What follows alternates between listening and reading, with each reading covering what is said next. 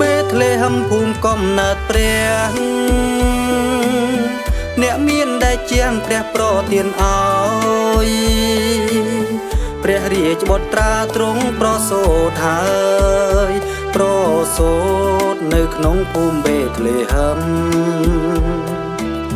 អង្គព្រះគ្រៀងជារាជបុត្រាដែលកូនប្រាថ្នាគ្មានពេលទំនេ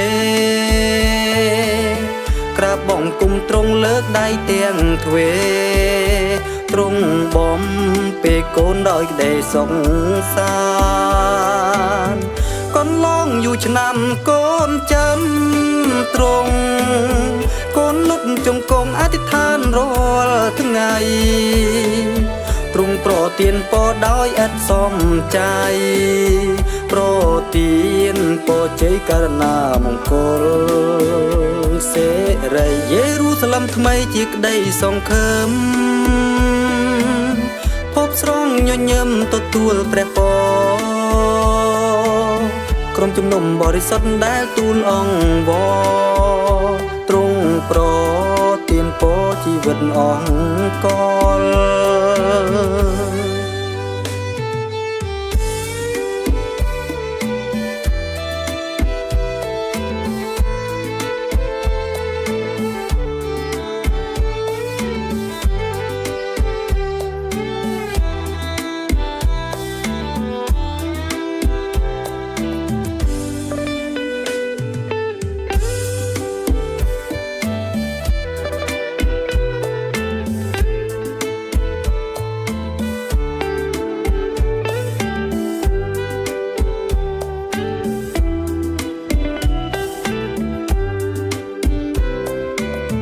កន្លងយូរឆ្នាំកូនចាំ